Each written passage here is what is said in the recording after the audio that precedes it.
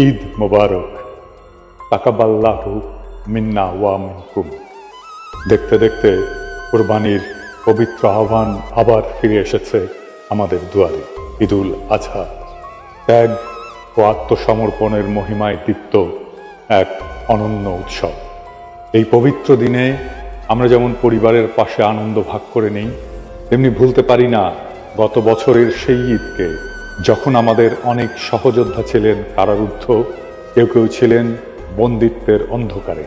আজও স্মরণ করি গাজার ধ্বংসস্তূপে কাঁপতে থাকা শিশুগুলোর কান্না, রাফার রক্তাক্ত আকাশ, নিজেদের ভূমিতে পরবাসী আমাদের ভাই বোনদের যারা ফ্যাসিস্ট শাসনে হারিয়েছিলেন সন্তান, পিতা, মা কিংবা স্বপ্ন।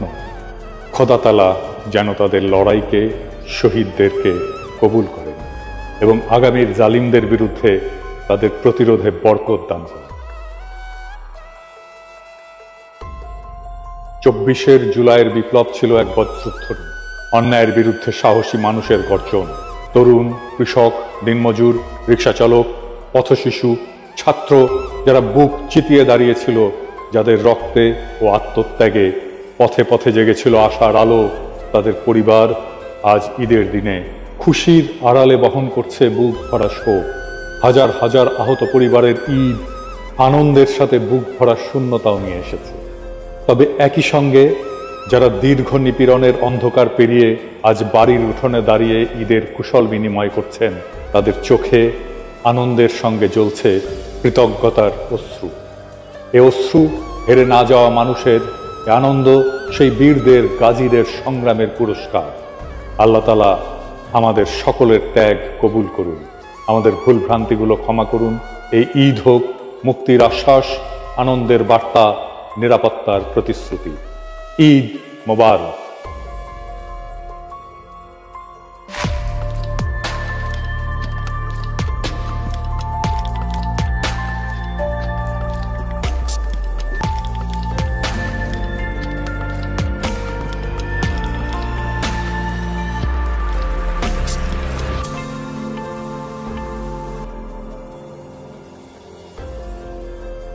2026 সালের প্রথম ভাগে জাতীয় সংসদ নির্বাচন হবে মাশাআল্লাহ, আলহামদুলিল্লাহ।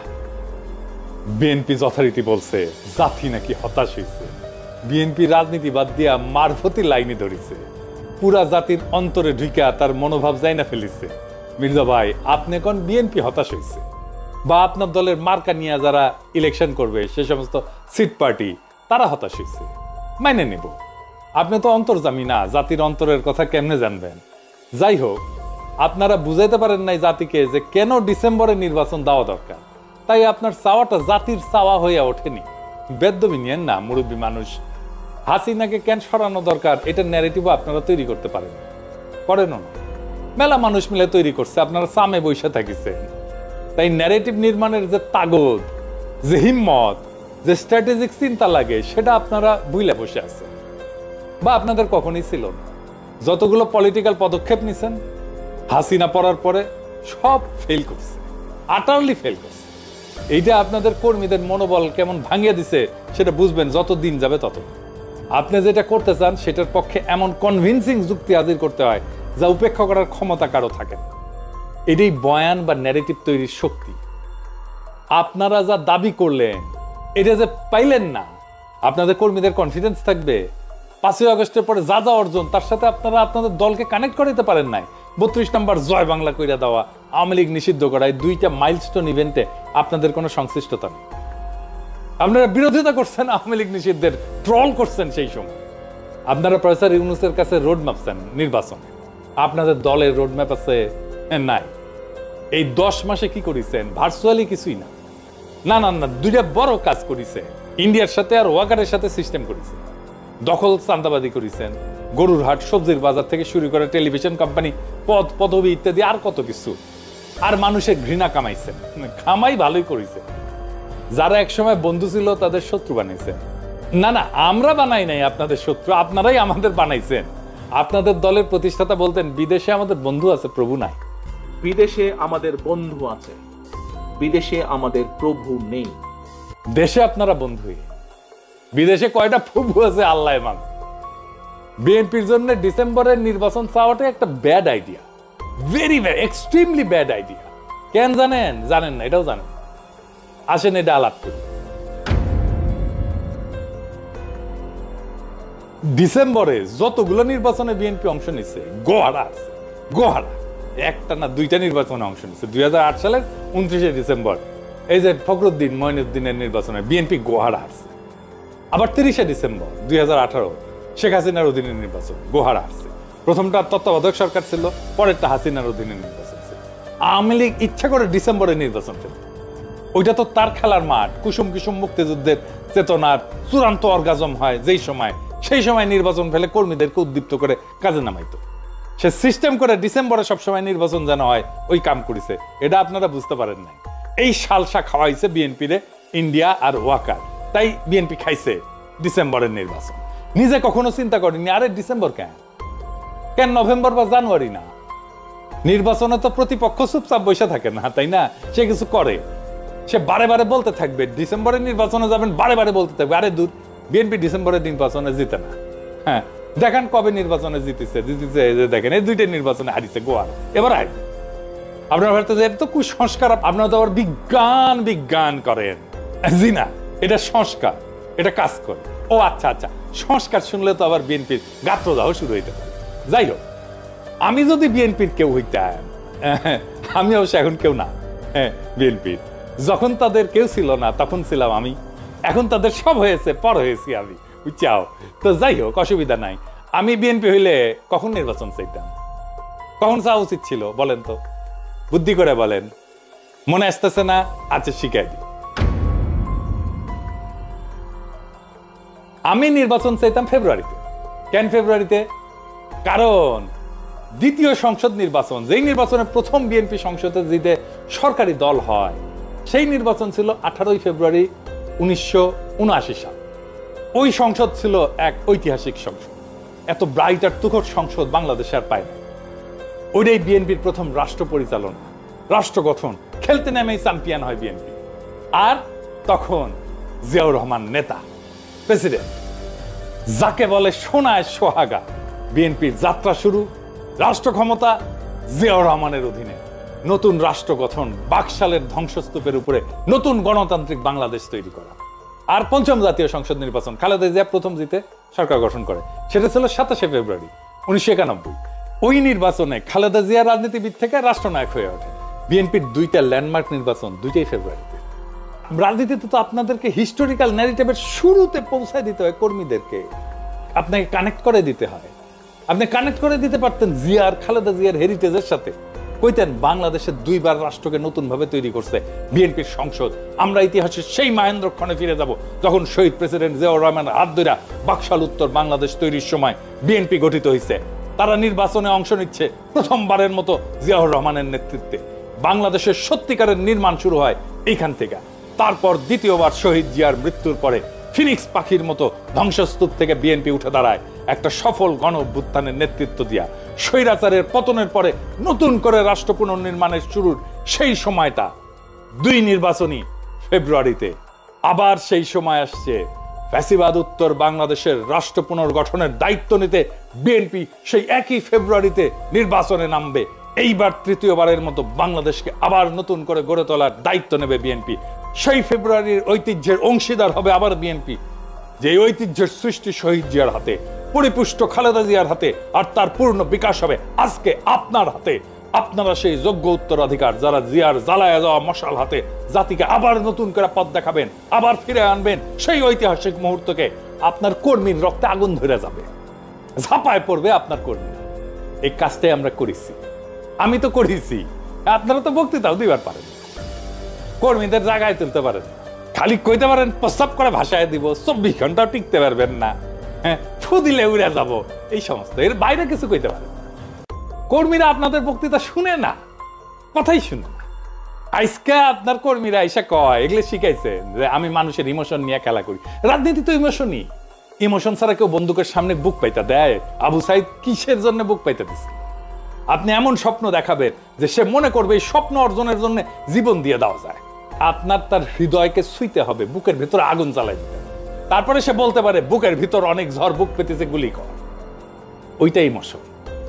ইমোশন ছাড়া রাজনীতি, ইমোশন ছাড়া সৃষ্টি করা যায় না, ইমোশন ছাড়া বিপ্লব করা যায় না, ইমোশন ছাড়া অভ্যুত্থান করা যায় না, ইমোশন ছাড়া দেশকেও ভালোবাসা যায়। যাই হোক, আমরা একটু বিশ্লেষণ করে দেখি কেন প্রফেসর ইউনূস এপ্রিলের নির্বাচনের কথা বলবেন। প্রফেসর ইউনূস কেন বলছেন এটা উনার বিবেচনা, কিন্তু আমার যা মনে হয়েছে যে যুক্তিগুলো কাজ করছে, এক নম্বর হইতেছে বিচার এবং সংস্কার সম্পন্নের জন্য সময় প্রয়োজন। ফ্যাসিস্ট আওয়ামী সরকার যে রাষ্ট্রীয় সন্ত্রাস এবং সম্পদ লুণ্ঠন করছে, তার বিচার এবং চলমান কাঠামোগত সংস্কার সম্পন্ন করতে আরো সময় দরকার। তড়িঘড়ি করলে এই সমস্ত অসম্পূর্ণ থেকে যাবে, ফলে গ্রহণযোগ্য এবং অবাধ নির্বাচনের পরিবেশ তৈরি হবে না। 2 নাম্বার, সবার অংশগ্রহণ নিশ্চিত করা। সুষ্ঠু নিরপেক্ষ নির্বাচনের জন্য রাজনৈতিক দলগুলোর অংশগ্রহণ এবং ভোটারদের আস্থা ফেরাইতে আইন শৃঙ্খলা পরিস্থিতির উন্নতি, প্রশাসনিক প্রস্তুতি জরুরি। এখনো তো আপনারা সবাই বলেন যে হাসিনার ফেলায় যাওয়া প্রশাসন কাজ করতেছে, তাই না? প্রশাসনের গতি আসে নেই তো সেরকম। সংলাপ এবং সমঝোতার মাধ্যমে অন্তর্ভুক্তিমূলক নির্বাচনের জন্য আরো সময় দরকার। অন্তর্ভুক্তি মানে সব দলের অংশ নেওয়া না, সব জনগণের অংশ নেওয়া। 3 নাম্বার, আন্তর্জাতিক স্বীকৃতি এবং পর্যবেক্ষণের সুযোগ। এপ্রিল 2026 পর্যন্ত সময় দিলে আন্তর্জাতিক পর্যবেক্ষক আনার প্রস্তুতির সময় এবং সুযোগ থাকবে, যা নির্বাচনকে আন্তর্জাতিকভাবে স্বীকৃতির এবং বৈধতা দিবে। 4 নাম্বার, নির্বাচন কমিশনের প্রস্তুতি। এর ফলে ভোটার তালিকা হালনাগাদ করা, সীমানা পুনর্নির্ধারণ। কারণ এখন যে সীমানা আছে এটা ওই 2008 সালে সীমানা, যেটা করে যে বিএনপিকে হারানো হয়েছিল, ওই সীমানাটা পুনর্নির্ধারণ করতে হবে এবং রোডম্যাপ প্রস্তুতিতে নির্বাচন কমিশনের জন্য পর্যাপ্ত সময় নিশ্চিত করতে হবে। 5 নাম্বার হচ্ছে 1.5 কোটি প্রবাসীর ভোট নেওয়াটা এখন একটা বড় চ্যালেঞ্জ। এই বিশাল জনগোষ্ঠী শুধু রেমিটেন্স দেওয়া যায় কিন্তু ভোট দিতে পারে না। ভোট যদি নিতে হয় তাহলে তার পর্যাপ্ত প্রস্তুতির জন্য সময় দরকার। আমরা শুধু মানি মেশিন না তো, তাই না? আমাদের রাষ্ট্রের নেতা নির্বাচনের সুযোগ দিতে হবে। সবচেয়ে ভালো হয় যদি প্রবাসীদের জন্য সংসদে আসন থাকে।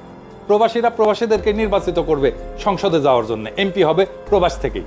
তার জন্য প্রবাসীদের জন্য 30 থেকে 50টা আসন করা উচিত। তো বিএনপি যদি এপ্রিলের সময় না মানে, তাহলে আমি অন্তর্বর্তীকালীন সরকারকে বলবো সংস্কার না নির্বাচন এই প্রশ্নে গণভোট নিতে। জিয়াউর রহমান গণভোট করছিল, আমাদেরও গণভোট করা যেতে পারে। রাজনৈতিক দলের রাহাজানি বন্ধ করার টাইম আসছে। রাজনৈতিক দল মানে দেশের মালিক না, সে যা খুশি বলবে আর আমরা সারা দেশের লোক মেনে নেব। গতকালকে স্ট্যাটাস দিয়েছিলাম তো ফেসবুকে প্রফেসর ইউনূসের বক্তব্যের আগে, সেটাই প্রফেসর ইউনূস বলছে। অনেকে বলতেছে যে প্রফেসর ইউনূসের বক্তব্যে নাকি আমার এপিসোডের প্রতিধ্বনি শুনতে পেয়েছেন। প্রফেসর ইউনূসের বক্তব্যের মূল যে কথা, সে কথাটা হইতেছে আপনারা ওয়াদা আদায় করে নেবেন যে বাংলাদেশের স্বাধীনতা, সার্বভৌমত্ব, আঞ্চলিক অখণ্ডতা এবং জাতীয় মর্যাদার প্রশ্নে কখনো কোনো প্রকার আপোষ করবেন না এবং দেশের বাইরের কোনো শক্তির কাছে দেশের স্বার্থ বিকিয়ে দেবেন না। এটাই মূল কথা। এইবার আপনি শুনেন আমার কিছু এপিসোড, শুনেন এডিটর সাহেব, শোনান, তারিখ দিয়ে দিয়ে। বাংলাদেশের স্বাধীনতা, সার্বভৌমত্ব, আঞ্চলিক অখণ্ডতা এবং গণতান্ত্রিক ভবিষ্যতের সুরক্ষার দায়িত্ব বাংলাদেশের আপামর জনগণ, এবং আমরা অবশ্যই আমাদের এই দায়িত্ব সর্বোচ্চ ত্যাগ স্বীকার করে হলেও সাফল্যজনকভাবে পালন করবো ইনশাল্লাহ। শুনেন, যে কাজের শপথ আপনারা নিছেন আমি তো সেই কাজই করি, আর সেটা হইতেছে আমাদের স্বাধীনতা, সার্বভৌমত্ব, আঞ্চলিক অখণ্ডতা এবং জাতীয় মর্যাদা সমুন্নত রাখা। ভারত নিজের স্বার্থ রক্ষায় হাসিনাকে জলাঞ্জলি দিয়া পছন্দের আর কাউকে ক্ষমতায় বসানোর চেষ্টা করতেই পারে, কিন্তু তাদের জানা দরকার বাংলাদেশের বীর জনগণ এদেশের স্বাধীনতা, সার্বভৌমত্ব, আঞ্চলিক অখণ্ডতা, জাতীয় মর্যাদা এবং গণতান্ত্রিক ভবিষ্যৎ নিশ্চিত করতে যে কোনো ত্যাগ স্বীকারে প্রস্তুত। আমি একটা কথা বারবার বলি, আমাদের স্বাধীনতা, সার্বভৌমত্ব, আঞ্চলিক অখণ্ডতা এইটা হুমকির মুখে। আর এই হুমকি কোথায় থেকে শুরু হচ্ছে সেইটা দেখেন, পাঠ্যপুস্তক থেকে আমাদের বাচ্চাদের, আমাদের সন্তানদের মাথাতে ঢুকায় দেওয়া হচ্ছে আমরা বাংলাদেশের জনগণ ভারতকে একটা ফুটা পয়সা দিয়ে ছাড় দেব। আমাদের প্রত্যেক মুহূর্তে মনে রাখতে হবে আমাদের স্বাধীনতা, সার্বভৌমত্ব, আঞ্চলিক অখণ্ডতা, জাতীয় মর্যাদা এবং গণতান্ত্রিক ভবিষ্যতের প্রতি ভারত হইল সবচেয়ে বড় প্রতিবন্ধক। কিন্তু বাংলাদেশে চীনের স্ট্র্যাটেজির সাফল্য নির্ভর করবে এই প্রক্রিয়ার কেন্দ্রবিন্দুতে বাংলাদেশের জনগণের ঘনিষ্ঠ সম্পৃক্ততা এবং আমাদের স্বাধীনতা, সার্বভৌমত্ব, আঞ্চলিক অখণ্ডতা, জাতীয় মর্যাদা এবং গণতান্ত্রিক চেতনা বাস্তবায়নের উপর। যারাই আমাদের সামগ্রিক স্বার্থকে সম্মান জানায় আমাদের স্বাধীনতা, সার্বভৌমত্ব, আঞ্চলিক অখণ্ডতা, জাতীয় মর্যাদা এবং গণতান্ত্রিক চেতনা এবং আর্থসামাজিক প্রগতির প্রতি সত্যিকার সমর্থন এবং সহযোগিতার অঙ্গীকার করবে, আমরা তাদের দিকেই বন্ধুত্বের হাত বাড়াবো।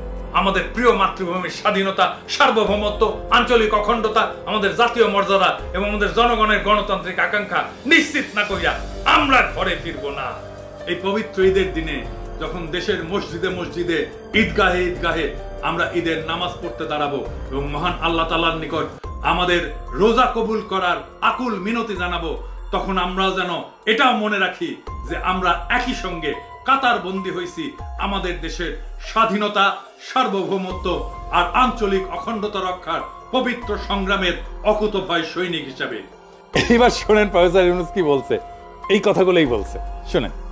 আমি আগেও বলেছি, আজ আবারও বলছি, আমরা একটা যুদ্ধ অবস্থায় আছি। এখন আমাদের একতাবদ্ধ থাকতে হবে যে কোনো মূল্যে।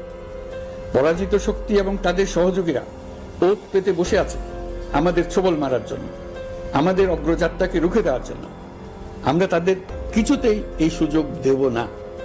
আসুন আমরা আমাদের সম্মিলিত প্রচেষ্টায় প্রিয় মাতৃভূমির স্বাধীনতা, সার্বভৌমত্ব, আঞ্চলিক অখণ্ডতা ও জাতীয় মর্যাদার বিরুদ্ধে যে কোনো আঘাত প্রতিহত করার উদ্দেশ্যে প্রতিরোধের ঐক্যবদ্ধ সুদৃঢ় প্রাচীর গড়ে তুলি। এইটাই আগামীর বাংলাদেশের রাজনীতির মূল বার্তা। স্বাধীনতা, সার্বভৌমত্ব, আঞ্চলিক অখণ্ডতার জাতীয় মর্যাদা, এই প্রশ্নে কোনো আপোষ নাই। এভাবেই রাজনীতি তৈরি হয়, এভাবেই জাতীয় ন্যারেটিভ নির্মিত হয়।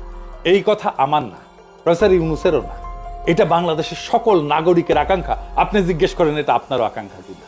এই আকাঙ্ক্ষাটাই তুলে ধরা হয়েছে। আগামীর বাংলাদেশ তাকেই নেতা মানবে যারা এই আকাঙ্ক্ষাকে বাস্তব করবে, রক্ষা করবে। মুতে ভাষায় দেওয়া, ফুদিয়ে উড়ায় দেওয়া আর 24 ঘন্টা টিকতে না দেওয়ার রাজনীতির দিন শেষ। রাজনীতি মানে মস্তানি না, রাজনীতি মানে হৃদয়ের দখল, রাজনীতি মানে মর্যাদা, রাজনীতি মানে আত্মসম্মান, রাজনীতি মানে শক্তি, কালেকটিভ ফোর্স। মির্জা ফখরুল বলছেন জাতি হতাশ। না মির্জা ভাই, জাতি না, হতাশ হইল আপনার কর্মীরা। কারণ আপনারা তাদের দেখাতে পারেননি এই লড়াইয়ের শেষ কোথায়, শুরুটা কোথায় থেকে। আপনারা ভাবছেন নির্বাচন মানে তারিখ। প্রফেসর ইউনূস বলছেন নির্বাচন মানে রাষ্ট্র পুনর্গঠনের পথ। আপনারা চাইছেন ডিসেম্বরে ভোট। কারণ আপনারা বুঝতেই পারেননি ডিসেম্বর আওয়ামী লীগের ক্যালেন্ডার আর ফেব্রুয়ারি বিএনপির কাব্য। তাদের ইতিহাস মুক্তিযুদ্ধের চেতনা, আপনার ইতিহাস রাষ্ট্র নির্মাণ। আপনারা নিজেদের ইতিহাস ভুলে ভারতের প্ররোচনায় নিজের কোলে তুলে নিলেন আওয়ামী ন্যারেটিভ। আফসোস, আওয়ামী লীগের লড়াই হইতেছে মুক্তিযুদ্ধের চেতনায় ভর কইরা ফ্যাসিবাদ কায়েম। আপনাদের হওয়া উচিত ছিল মুক্ত, আত্মমর্যাদাশীল, স্বাধীন, সার্বভৌম বাংলাদেশ পুনর্গঠনের চেতনা। কিন্তু আপনারা কি করলেন? ভারতের পায়ে মাথা দিলেন, ওয়াকারের কোলে গিয়া বসলেন, দলটা চালাইলেন ঠিক যেন কোনো ঠিকাদার সিন্ডিকেট হাট বাজার চালাইতেছে। আপনারা নিজেরাই নিজেদের আদর্শকে হত্যা করলেন। এবং আজ যারা আপনাদের কর্মী, তাদের মনে এখন ঘৃণা, লজ্জা, হতাশা আর অনিশ্চয়তা। আর প্রফেসর ইউনূস তিনি আপনাদের জায়গা নিচ্ছেন না, আপনারা কি যাচ্ছা তাই বলছেন। তিনি খালি বলছেন এই জাতি বিক্রি হতে পারে না। তিনি আমাদের মর্যাদা দিচ্ছেন, তার কণ্ঠে প্রতিধ্বনিত হচ্ছে কোটি মানুষের আকাঙ্ক্ষা। আর আমরা পুতুল শাসন চাই না, ভারতের পালিত গাধাদের নেতা বানাবো না। আমরা সেই নেতৃত্ব চাই যারা বাংলাদেশকে নিজের ঘরের মতো ভালোবাসবে, বাংলাদেশের জাতীয় মর্যাদা পুনরুদ্ধার করবে। এই ঈদে তাই আনন্দের চেয়ে বড় হয়ে উঠুক এক শপথ, আমরা নিজেদের রাষ্ট্র আবার নিজেদের হাতে তুলে নেব। আমরা সিদ্ধান্ত নেব কবে নির্বাচন হবে, কারা করবে, কিভাবে করবে। আর এই সিদ্ধান্ত হবে গণতন্ত্রে, দিল্লির না। এই সিদ্ধান্ত হবে জনগণের, ওয়াকারের না, চাটুকারদের না।